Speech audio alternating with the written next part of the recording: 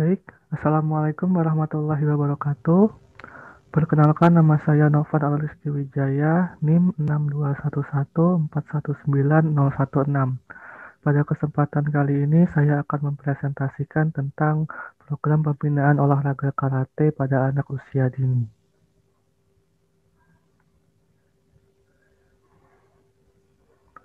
Baik, kita masuk yang pertama, yaitu pengertian karate itu sendiri. Salah satu jenis bela diri paling terkenal di dunia berasal dari Jepang, yaitu Karate Do. Karate memiliki arti tangan kosong, sedangkan Do adalah jalan atau cara. Dapat dikatakan Karate Do adalah cara dengan tangan kosong tanpa senjata untuk membela diri atau teknik bela diri tangan kosong. Teknik dasar karate terbagi menjadi tiga bentuk, yaitu Tewaza atau tangan, Ashiwaza atau kaki, dan Dachi atau kuda-kuda. Sedangkan dasar atau Kihong karate terbagi menjadi empat macam, yaitu Suki, pukulan, Uchi, hantaman, Uke, tangkisan, dan Geri, tendangan.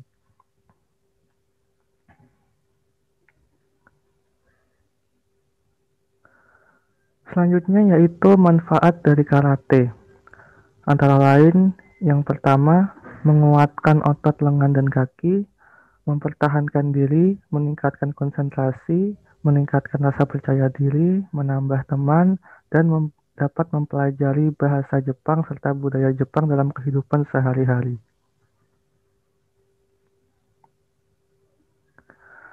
Selanjutnya yaitu program pembinaan. Suatu proses belajar yang berlangsung secara terus-menerus dan berkesinambungan. Terus-menerus yang dimaksud adalah proses pembinaan olahraga harus dilakukan dari awal hingga akhir sesuai dengan program yang telah tersusun.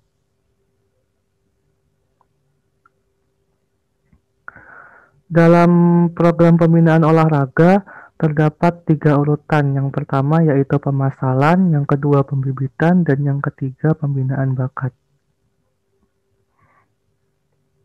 Kita masuk ke part yang pertama yaitu pemasalan. Definisinya yaitu pemasalan berasal dari kata masal yang artinya mengikut sertakan atau melibatkan banyak orang. Jadi pemasalan olahraga adalah suatu upaya untuk mengikut sertakan seluruh bagian sesuai lapisan masyarakat dengan sasaran melibatkan semua kelompok umur. Yang dimaksud dengan pemasalan olahraga yang berkaitan dengan kepentingan kepelatihan perkumpulan olahraga pelajar adalah suatu proses dalam upaya mengikut sertakan siswa-siswa sebanyak-banyaknya supaya mau terlibat dalam kegiatan olahraga. Proses pemasalan olahraga seringkali diabaikan atau kurang diperhatikan dengan sungguh-sungguh karena kekurangan pemahaman atau ketidakmengertian masyarakat dengan posisi tersebut sebagai dasar terbesar dalam piramida pembinaan olahraga prestasi. Selanjutnya yaitu metode. Sebagai ilustrasi secara pemasalan olahraga yang dimulai dari tahap atau tingkat bawah sampai ke tingkat yang lebih tinggi, antara lain dapat dilakukan dengan cara sebagai berikut. Yang pertama, pelaksanaan pemasalan olahraga yang bersifat rekreatif.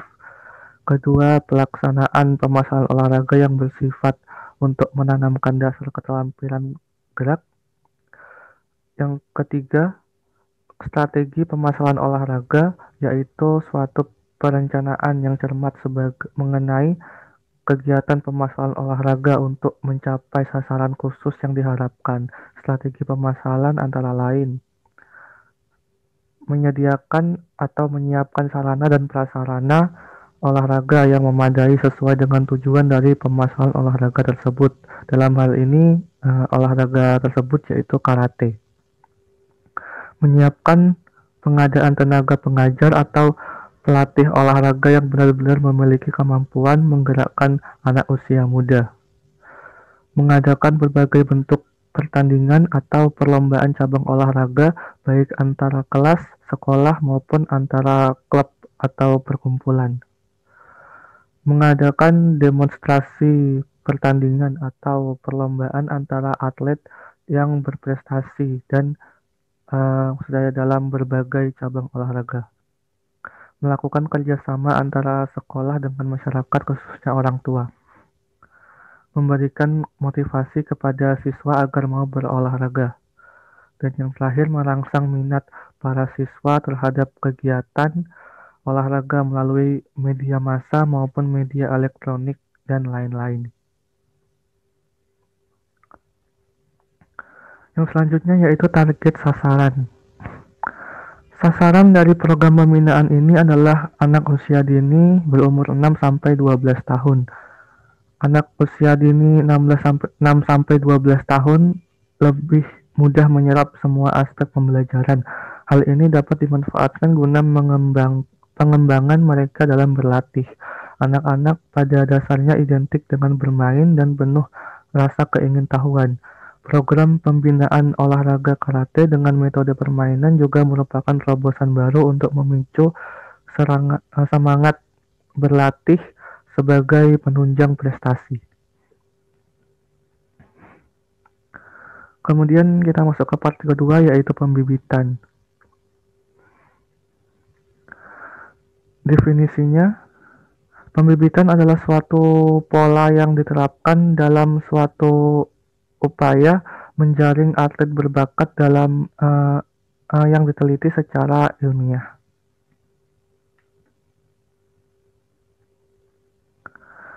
Identifikasi.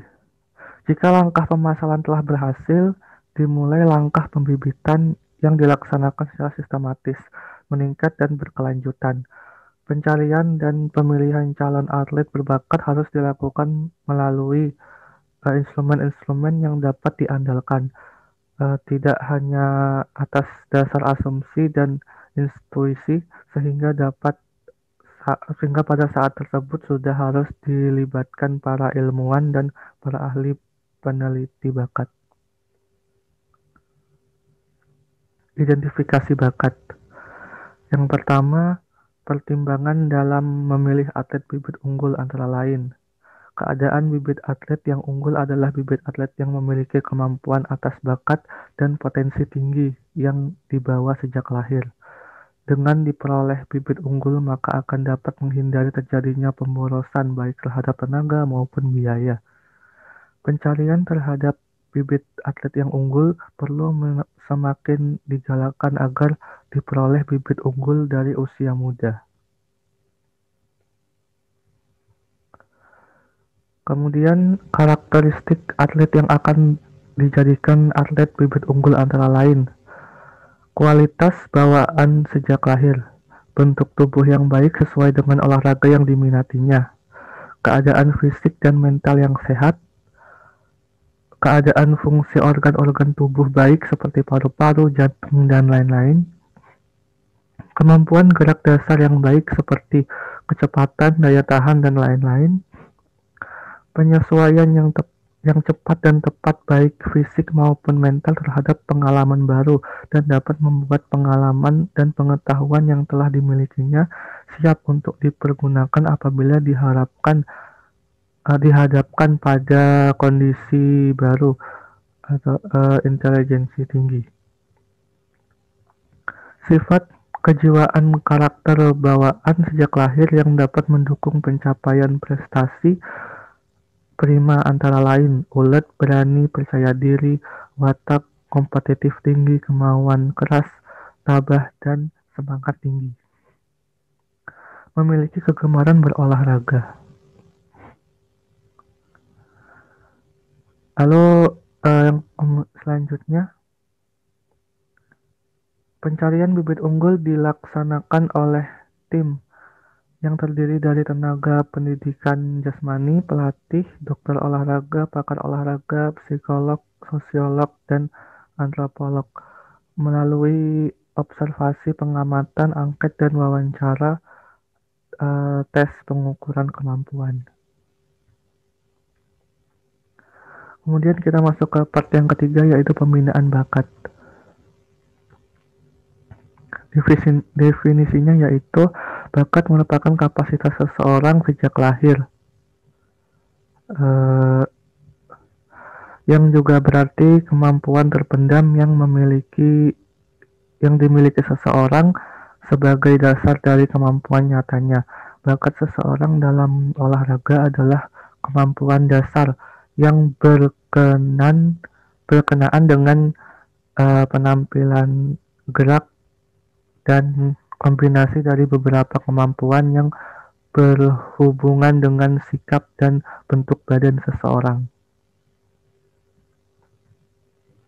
Tujuan pemanduan bakat atlet, tujuan pemanduan atlet berbakat antara lain untuk memprediksi dengan kemungkinan yang tinggi seberapa besar peluang seseorang untuk dapat berhasil mencapai prestasi maksimalnya.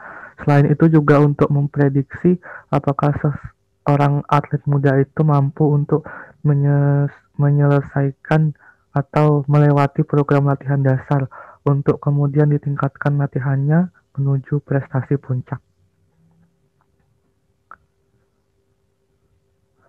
Yang selanjutnya program latihan.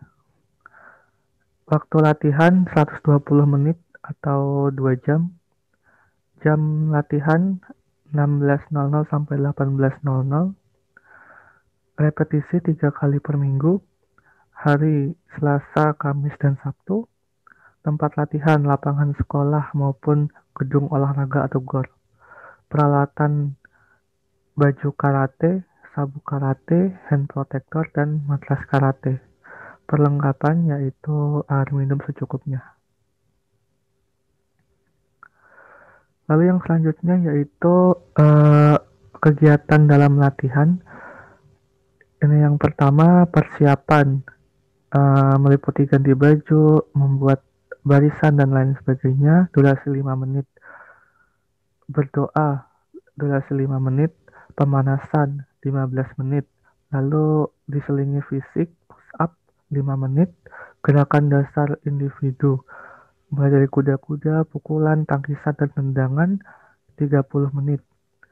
Lalu kemudian fisik lagi, sit up 5 menit. Gerakan dasar berpasangan atau ipong komite itu 30 menit. Lalu fisik lagi, back up 5 menit.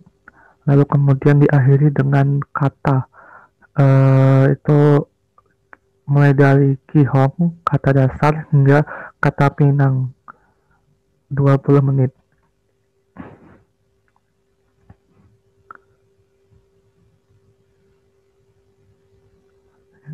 Yang selanjutnya yaitu tenaga keolahragaan. Dari Undang-Undang RI nomor 3 tahun 2005 tentang Sistem Keolahragaan Nasional, pasal 1 ayat 5 sampai 9. Tenaga keolahragaan yaitu 1. Pengolahraga, 2. Olahragawan, 3. Pembina olahraga, dan 4. Tenaga keolahragaan.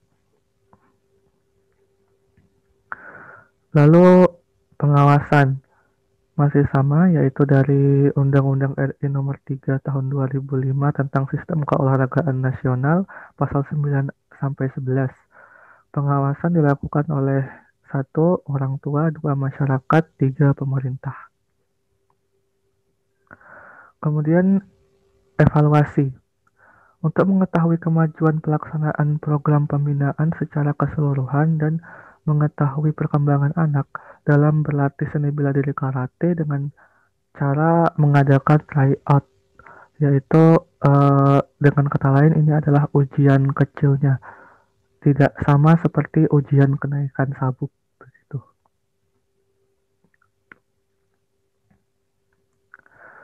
Baik, di sini tertera yaitu peralatan dan perlengkapan yang digunakan pada saat pelatihan karate.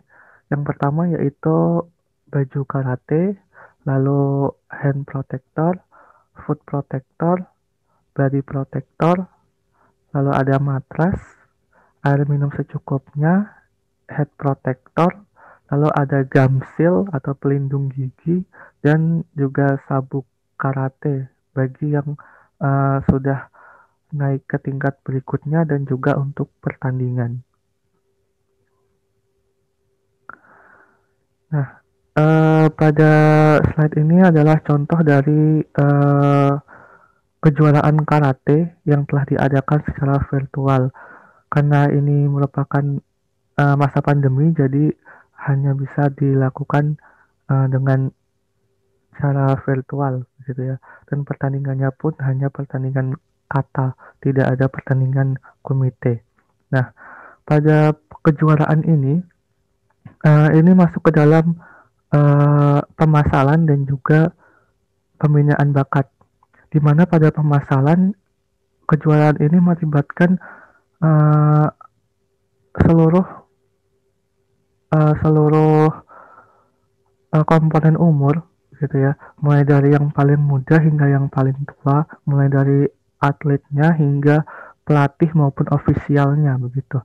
Jadi hal ini merupakan kejuaraan ini masuk ke dalam uh, masalah. Nah, ya, yang kemudian masuk juga dalam pembinaan bakat, di mana kejuaraan ini adalah mempertunjukkan hasil dari latihan para siswa yang dilakukan selama uh, berminggu-minggu maupun berbulan-bulan begitu. Baik, uh, itu yang dapat saya sampaikan dalam presentasi. Jika teman-teman memiliki pertanyaan, dapat dituliskan di kolom komentar ya. Terima kasih atas segala perhatiannya. Mohon maaf atas segala kesalahan. Saya tutup. Wabillahi taufiq wal hidayah. Wassalamualaikum warahmatullahi wabarakatuh.